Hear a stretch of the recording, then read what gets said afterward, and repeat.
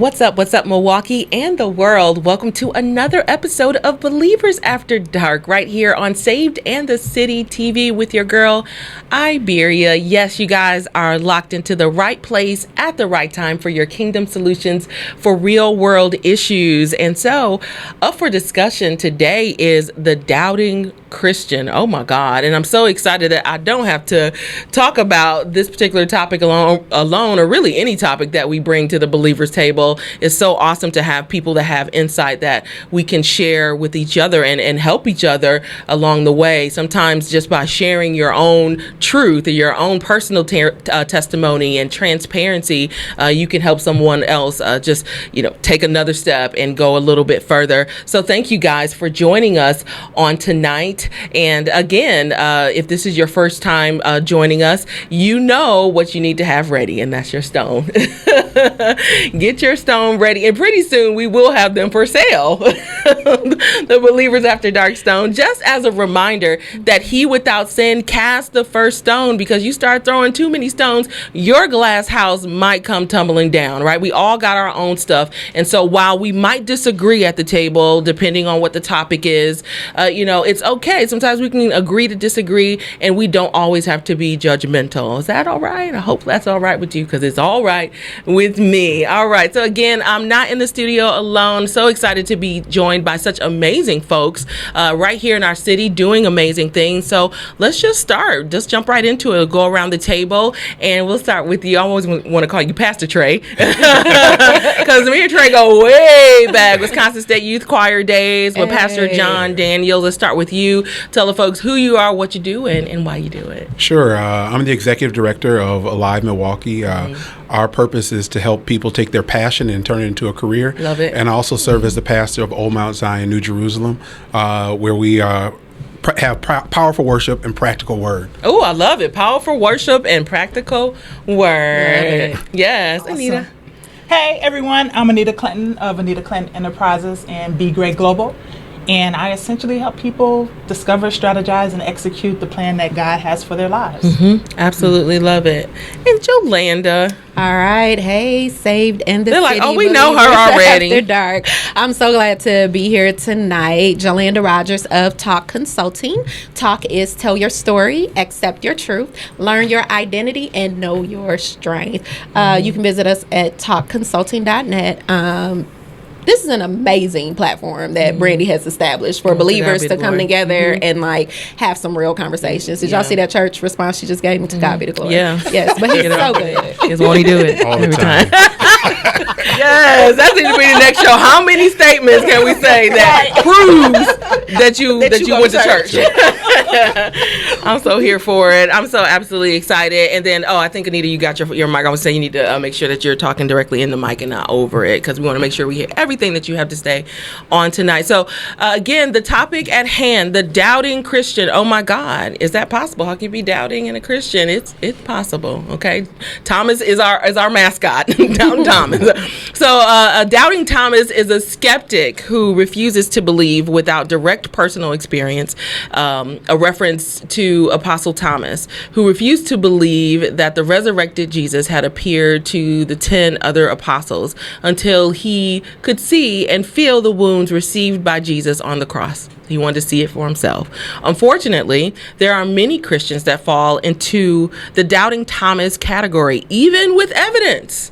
How do we exhibit surety of faith when our circumstances don't match our vision? How can we trust God when we at times cannot trace him? And so when I sent this to you guys, what was your first thought? Were you like, yes, I'm a doubter? Or do you know folks, or kind of what was the mindset when I sent this to you? We can start with you, Pastor Daniel. I was trying to figure out really why has Thomas gotten such a hard knock, because oftentimes everything else we do, we always are looking for evidence and things. And so even in our original encounter with God, it always comes with someone's testimony or someone's evidence.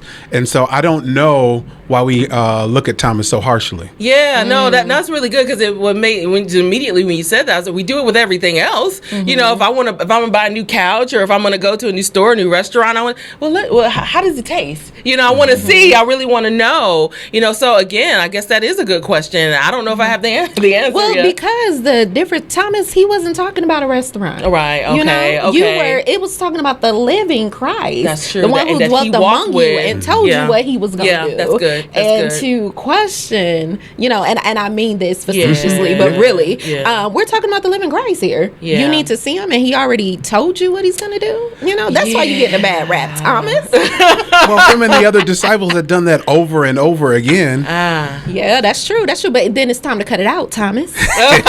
And believe. Who you calling a Thomas? What thus said the Lord. But no, I brought that up because that's how we deal with people in the church that have issues of doubt. Like, instead of dealing with their humanity and the reality of how doubt creeps in, we be like, why you don't believe? Why wouldn't you believe? Because I ain't got no job. Right. That's why I don't believe. Right.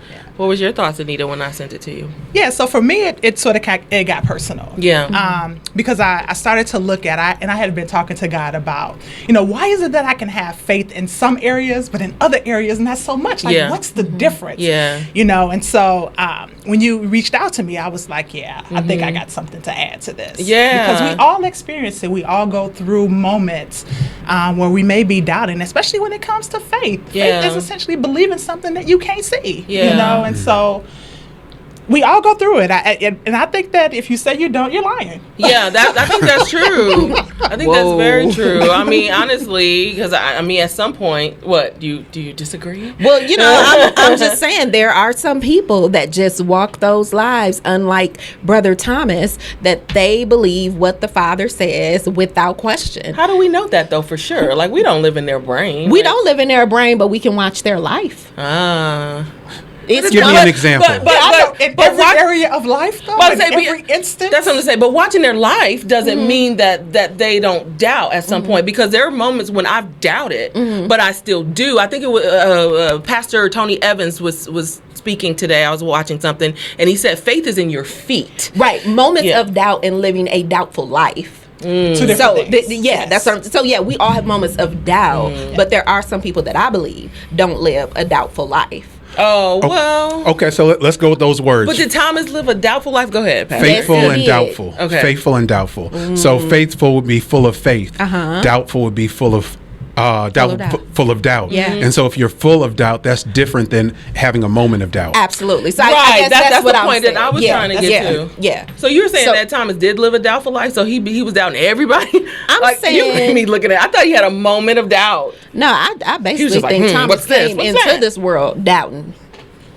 Everybody, okay. They needed a doubting Smurf is what I just imagine. He's one of the Smurfs. Why is that? No, in but my brain? I can sense. I mean, I get it to have something, to know something so real, and sometimes we can know a thing and still doubt it. Do you get what I'm saying? Like, we can't say that Thomas didn't know that was the Christ, but just needed to have that relational touch, that physical manifestation of going beyond his faith, which was what he couldn't see. So were the other disciples, in your opinion, were they faithful the entire Oh, right. Why they're my favorite disciples. If we're just no, I believe they have moments of doubt too, as well. Which is why I said I think we all have moments of doubt, but that is different than living a doubtful life, a life full of doubt. So I remember being in high school, and I went to lunch one day, and I sat in a chair. And it didn't doubted that chair. It happened. It didn't happen. Right. It didn't happen. And so I end up on the ground. And so for days after that, I would test the chair to make sure that it could really hold me. Even though I knew that the chair was made to hold me. Wow. I had an encounter where my faith was shaken in that chair. Absolutely. People who've never had those encounters where they've had doubtful moments, where they've never been on the ground, then they can walk around all the time and say, okay, chairs are supposed to hold you. You know, none of y'all tested the chair when y'all got in here. I watched. Right. You know, right. But if you've had a moment, test?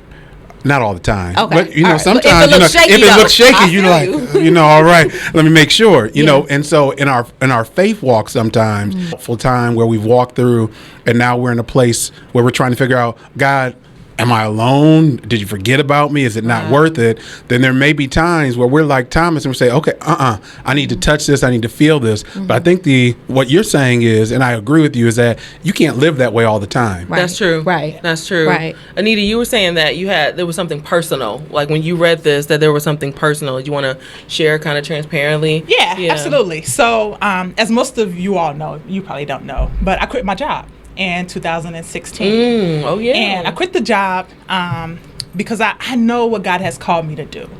However, I didn't exactly follow the instructions that I was given because in my mind it didn't make sense. And so I knew a direction that I could go in, at least I thought I knew a direction that I could go in that made a little more sense where I dipped and dabbed into what I was really supposed to be doing. Yeah. And the experience from that I started to question everything. And I'm like, okay, God, like, you know, is this what I'm really supposed to be doing? He was like, no, do what I told you to do. Yeah. You know, you deviated from the plan, not me. You know, and in the midst of the struggles that I went through, like he was still there. Yeah. Like I still saw him. I still experienced him. But there was no just come rescue me or let me do this my way and you bless that. Like, he's like, no, do what I told you to do because that's where the blessing is. And so for me, you know, I'm used to getting my way. I'm used to winning. I hate losing. I hate with a passion losing. And so when it felt like or looked like I was losing, I'm like, God, what's up? You know, what are we doing here?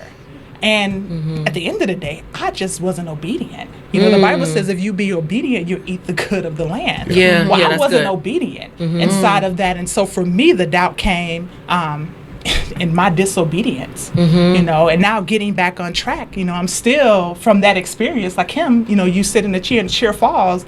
Now the experience is, okay, you know, I'm stepping out and I'm doing this thing. I'm doing it shaking. Yeah. I'm like, oh, I don't want to experience what I experienced before. And can I really trust that I heard him right? Yeah. Ooh. You know, can I trust that I heard him right? Yeah. When I know I did, though. Like, I know that I know that I know that I know. Yeah. But that past experience got my legs shaking. But I'm moving. I'm doing it. But the legs are still shaking. Oh, wow. And I think and I think that that's a part of that faith walk is doing it with shaking legs, you know, or walking on water. That, you know, that's the idea. But something kind of came up in me when you said that, and I was thinking about that. I mean, thank God for platforms like this, where as leaders that we can come and just be transparent. But, you know, who wants to follow a doubtful leader? You know, who wants to follow a shaky leader? And that's just that's no judgment. You know, that really is just a question on the table. And so then how do we, because what I've noticed is that I have people, some people around me, not no one in this room or at this table, that they say that they can handle my vulnerability, but they really can't. Because when I show them, it's there. What? Oh, what you feel? You know, and it's like I have to. Oh, sorry. Let me put the mask back on because maybe you really can't handle me at my most human. You know, and that doesn't have to be something that's horrible. You know, but it's just that. Oh, dang, she's really down. Dang, she really doesn't. She's really unsure of herself. So I guess how do we handle that level of doubt sometimes that comes into our own mind, or just a lack of faith sometimes as a leader when you have all eyes on you? Yeah. Anybody have that? That's hard. That's hard. And that's what I was saying, just the difference in being doubtful and having a moment of doubt. Yeah. That is realistic for all of us to have. Doesn't mean that we think that the Father is never coming through. Yeah. No, but it means that He created us with feelings and emotions that can say, hey, this don't really look like you said that it was going to look. But those are also moments where our faith can be deepened and where we can continue to grow in the Father as we birth out that belief in whatever it is we don't see. And I have a little history with Anita, so I know she didn't quit working at McDonald's. Like, she quit a real job. And no offense to people working at McDonald's. No, none at all. Or any other restaurant. No shade. No shade. But I'm saying it's a different walk when the Father asks you to quit a $750 an hour and He asks you to quit, just throwing out a number, a $75,000-$80,000 a year job. That's a different thing. And it's like, hey, wait, you're going to have that moment where you like, are you sure? Yeah. You know? Yeah, no, exactly. But again, I guess the thing is, I still, maybe I'm asking this question for myself. Like, and, you know, so I'm going to go back to it. You're not like, asking for a friend? No, it's for me, you know, because seriously, like, I don't know. And I guess the thing is, how much is too much to share? Or is that something that you have to consult with? I mean, I guess you should be consulting all things with the Father. But again, like, is you have people that are coming in and that are like, oh, you know, Anita quit her job. I think I want to quit my job. Anita went back to her job. What am I doing? You know what I mean? Right. So, like, I think that's a real thing that, you know, maybe you guys have a grip on it, but there might be some folks that are watching that are leaders and they're not sure, or maybe they don't have a spouse or a person that they can share that intimate vulnerability with, or even a circle. So where do you go? What do you do? What have you guys done in the past? Or are you just not vulnerable? Am I the only one? I believe in transparency. Yeah, I love that. I believe in transparency. I think that's what it is. I think sometimes transparency takes you off of a podium or off of this high place, but it's not about me anyways. It's supposed to be about God. Yeah. And so if I'm transparent, even when I've had Thomas moments, then when someone is having... sharing it too much, though? Like, sometimes I feel like maybe I shouldn't have said too much. I guess it is what it is. No, it lets people know that it's okay. Yeah. Like when Pastor Trey said I'm sorry, Pastor Trey. Look I at know. you. Look at you. Pastor Daniels. He said he believed in transparency. Yeah. And I think sitting across from him and knowing the caliber of the man of God that he is, if he say something like, man, the Lord told me to do this, yada, yada, yada, and I felt like I wasn't sure at first, then in my soul and spirit, I go, I'm okay. Yeah. Like the Father still loves me. I'm still saved just because I had this moment. So, yeah. What kind of stuff you tell your church? Thank you. That's what I was trying to say. What kind of stuff do you say out loud? What you say out loud? What you keep in your head? What you say out loud? Gotta ask your sister. Oh! This is true. Joyworships.com. Shameless plug. Oh my God, you guys are amazing. I absolutely love this. I have something to say on that. Okay, too. I was gonna can you say it when we come back from the break? Yeah. Okay, so are you doubting? Even now, watching the show, like, what in the heck am I doing? What am I thinking about? You know, make sure you post your comments below. If there's anything on your mind, please don't hesitate to share, and we'll definitely be responding. When we come back, Anita has a point. Don't you dare lose it. We'll be right back after this. What happens in our house stays in our house. But what do you do when trauma happens in the house? This is an invitation to finally talk. Tell your story, accept your truth, learn your identity, and know your strength. Talk presents a pocket message series offering resources to process, heal, and provide support for survivors. The series provides heart-stirring commentary on the reality of childhood sexual abuse with insight from Dr. Ramona Woods, Dr. Mark Ongley, author Victoria McAfee, Sarah Reek, LPC, and Austin Reese of Lotus Legal. This series includes 3 messages that can be purchased for $10 each, or the 3-part series for $25. Purchase the series and schedule a talk presentation for your school, daycare, church, or organization today at talkconsulting.net. And we are back. You guys are locked live to Believers After Dark right here on Saved and the City TV. And up for discussion is the doubting Christian. Wow, is that possible? Well, yeah. After this conversation, you see, we're being very transparent, and we're laughing here and there, but it's very real for some people that are out there, and they're really in the place of trying to figure out, what's the next step? I have faith, but I also how can I have faith and doubt? How can it live in the same being? And so we're just trying to find our way through that. And again, I'm so excited I don't have to do it alone, sitting here with an amazing group of people. And before we went to break, Anita, you had something that it kind of rose up in you. I did. I wanted to just kind of piggyback off of what Pastor Daniel said. Yeah. I think that so many times that people in leadership positions don't share. Mm-hmm. They're not transparent. And so people walk away thinking that, their life is great and that they have no issues and there are no barriers. There's nothing that they go through. Mm-hmm. And so then when it happens to them, it's like, what did I do wrong? What's wrong with me? And it's not anything that you necessarily did wrong, right? It's just it's a part of the process. Right. Like going through this journey, like it ain't no joke. Yeah. You know, Bishop T.D. Jakes talked about the sacrifice, the cost of the call. There's a cost that's associated with doing what God has called you to do, and that cost will come due, right? It's going to come due whether people share it or not. We don't talk about that a lot. We just talk about the peaches and the creams and all of the good stuff, the pomp and circumstance. But no, it's some other stuff that happened in the midst of that is not so, it's not shared as frequently as it should be. Yeah, and I think also, too, like you said,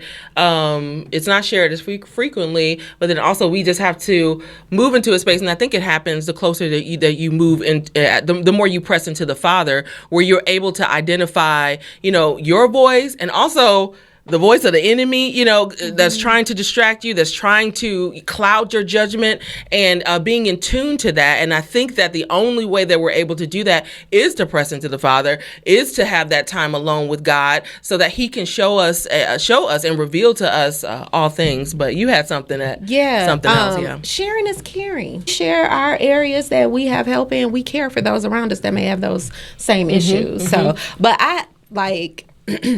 This has been really fun, and we've been laughing. But my heart is heavy because I talk to people, pun intended, all the time. And there is a huge trend right now of people that are in a crisis of faith. Yeah. Where they're literally asking, why do I believe what I believe? Do I believe what I believe? And they're walking away from the faith because of doubt, either because of what they've seen in the body, what they've experienced.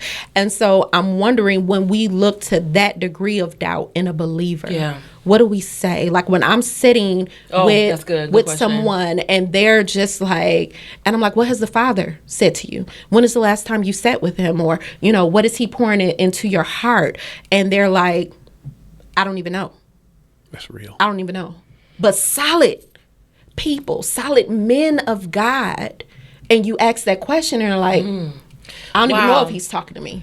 But then they're still preaching from this empty well. But the men, they're still leading. Exactly. I think that's one reason why being in leadership sometimes can be so challenging if you don't have somebody who really you're checking in with regularly. You can get to a place so quickly where you're empty and no one knows, especially because if we're just really honest with ourselves, our gift can take us so far where people are never even aware of that we are empty. And so I think that one of the things that we have to do as leaders is make sure that we're not above being corrected, that we're not above the place where we can hear from somebody and they can say, hey, you know what, I'm coming by and we're going to have a real honest discussion. And I think when we're open to something like that and we create an atmosphere where that exists, then when we're having moments of doubt, we can be the one to pick up the phone first and say, hey, this is what's really going on, and not worrying about, hey, you're going to take all my members, everybody going to be gone next week, you know. Because that's the thing. You're going to preach like that. Pastor Thomas. Yeah. I love Pastor Thomas. I mean, Doubting Thomas. It messed up. Okay, but so, I wanted to add to that. You know, I think it's important that accountability, that you create a circle of people, even if it starts with just one person that you can talk to. I remember there was a period where I was giving, and I had nothing else because I never took the time to be poured into. Like, we all have to take that time to be poured into on some level. We have to replenish all that we're giving out. Yeah, absolutely. You were about to say, okay. Millennials. Yes. What? That's the question. Like, no, not you as a millennial. Not that you couldn't be a millennial. No, whatever. It's just going back. Understand. Go ahead. But millennials, that's leadership in that perspective. But what about the young people that grew up in church? Okay. And now they're questioning and they're moving into area of doubts. 20s, 30s, that's primarily that age where people begin to examine what is this thing. It was seemingly leaving the church in droves. Exactly. And how do we have mercy on them in their season of doubt and like draw them back? Yeah, but the doubt's coming. I remember in one of my podcasts that I did, I had a millennial come on to just talk about that very topic. And her thing was, you know, what's our generation? Generation X? I still feel like I'm a millennial. Go ahead. I'm like, why? Or whatever the generation is after millennials, which I think is Gen X. I think it's Gen X. Yeah. She was saying, she was like, the Gen X, that generation and the baby boomers, like the same conversation we're having is they wasn't transparent. They didn't talk to us. They didn't share things with us, and come to find out that, they went through the same things that we're experiencing, and because they kept it in the closet, right? And the millennials don't keep nothing in the closet. They're out there. They put everything out there. They don't care. But our generation and our parents did. I remember conversations with my mom was like, well, you don't share that out the house. That doesn't leave this house. Yeah. This conversation don't leave the house. Yeah. And the millennials grew up in that. And they're like, that's not real. No, Why the would I millennials believe- is this. I'm telling everything. I'm licking ice cream and putting it back in. And if I can't trust you there, can I trust this guy that you sent my way? Wow. And that's the heartbreaking thing, I think, for me. So many young people, and whereas my faith is solid, I believe just because I believe. Yeah, right? I'm just one of them old people. Right. God, gotta hold on. Yes. But how do I translate? How do we translate that to people that are watching that have young people around them that's like, man, I don't even know if that church stuff is for me. They doubt the essence of what we even believe who we say God is. I think that it really just has to, and I don't have all the answers, and you all know as you tune in, these are our opinions and our thought. This is not the law, but I think it really is, instead of telling them that this is the Jesus, instead of telling them this is the church, just be the church. Yeah. Show love.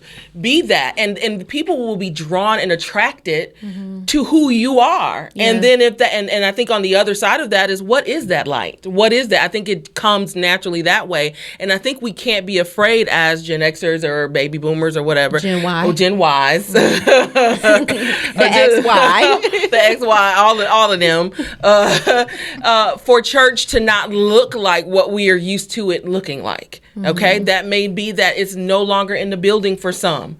And how do we, I don't want to conform, but how do we meet people where they are? I think that's where it comes from. I think we've been afraid of being honest because we thought it would damage the church. Yeah. The real church can survive all that. Woo. Wow. The real church can survive truth because it is truth. Wow. The real church. Shout. You know what I'm saying? Because I think sometimes we were too afraid to say, hey, this is what's going on at home. Yeah, I know I'm married and everything's good, but last night it wasn't so good. Pan. And I think that if we're really hit him with a frying pan. But the real church and allowing the real love of God to show goes beyond our petty thoughts of what church is supposed to be. Yeah, you know what I think is so interesting. There's a little bit of a change of direction though. Maybe not. So I had a doubting moment really very recently, probably 2 weeks ago. And so I wouldn't bring it up if it was just like a normal, like, God, you sure? It was like, I was like, seriously? Like what? But this was what I found very interesting though. I feel like I had an actual fight with God. Please. Okay. Y'all got your stones? Don't be judging me. Okay. Cause look, you got stones too. So, I really felt like I had a full fight with God. Like I threw my phone. Like I was really upset. No, not good. But I was like really, and then I was like, looking back, I can laugh. I was like, I had the audacity to try to give God the silent treatment. Like, ma'am. Like I was just like, and I woke up this morning and I'm not even praying, and I'm just going to, You show him. Right. You feel me? That's what I'm saying. Like, no, I need, and that's what kicked in though for me was like I'm so turned for God. Like I'm so sold out for God that I like forgot that I'm supposed to be mad and that I'm in tongues, or I'm driving out and I'm like, oh wait a minute, no. You know what I mean? And so like, and that's when I really realized like, I got a relationship, like a real relationship with God. But for everybody, it's different. For my doubt, it was a moment. I tried to make it longer, but I'm so in love with, I was like, wow, I'm really in love with God. And so sometimes we may even have a moment to realize how far you've come, because I didn't have this same relationship even a year ago. Like it really is growing and evolving. And I was able at one point for it to break and for me to just say, I'm mad, I'm disappointed. This was my expectation. And I think Chandra and I actually was having that conversation. She asked a question, and I'll throw this out on the table. She said, can you put expectations on God?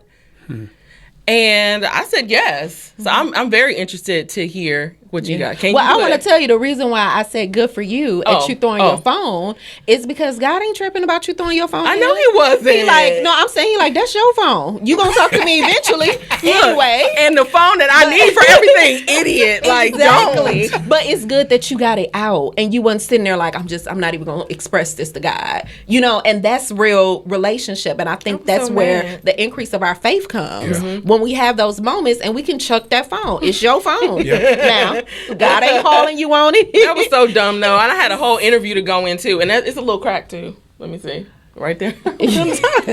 Crack not thy phone.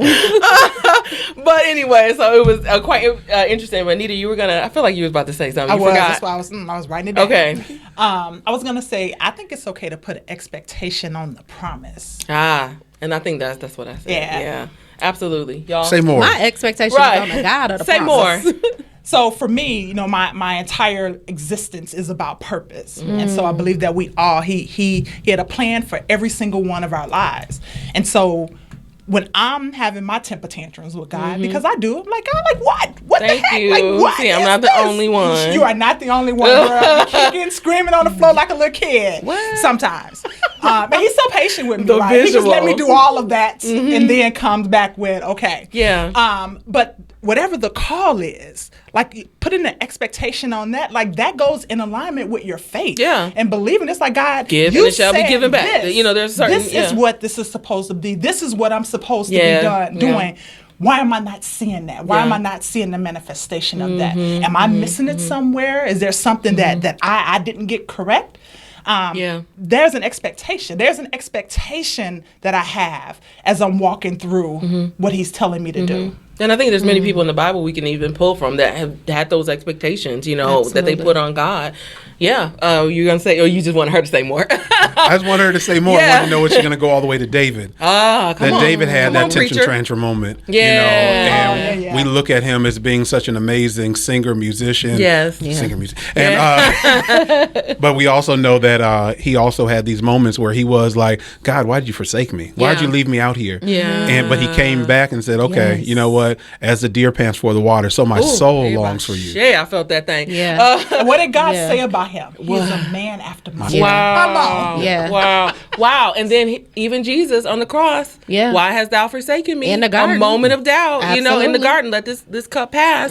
So, you know, are we better than Jesus? No, you know, so we're gonna have those moments. So I guess kind of in closing, we'll start with you, not Pastor Trey, Pastor John Daniels. Can we call you Pastor Trey? No, we'll call him Pastor John Daniels. Pastor Daniels. Yes. Are you It's doubting? because we love you. Doubting that his name is John? No, I'm not doubting.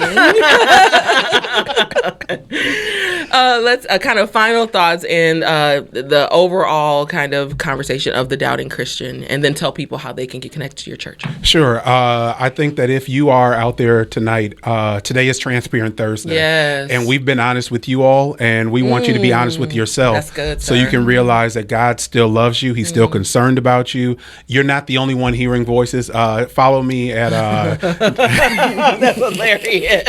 at alivemke.com at all the social platforms. Absolutely love it. Anita. Wow. Yeah, I just want to say I think that it's okay to have moments of doubt, but just don't lose the call, don't lose the purpose. The purpose, of what he's called you to do.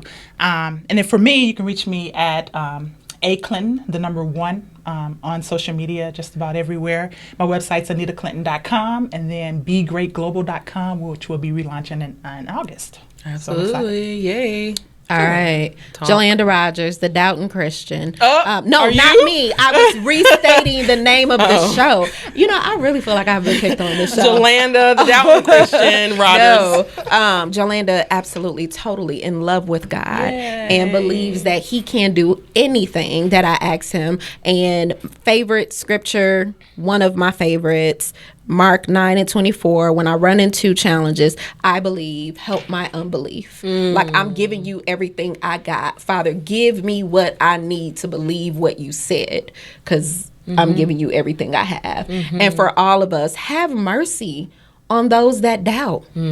Love them anyway. Don't question their doubt. Encourage their faith. Right. Because Jesus showed Thomas his hands. Yeah. Absolutely. show them something. That's so good. And I'm Iberia. Thank you guys so much for tuning in again to Believers After Dark right here on Saved in the City TV. I appreciate you all so much. And if you all have additional comments, make sure that you post them below. Or if you have a show topic or anything you want us to expound on, feel free to email me at savedandthecitymke@gmail.com. Again, that's savedandthecitymke@gmail.com. I appreciate you so much, and I love you with the love of the Lord. Until next week, be encouraged. Bye.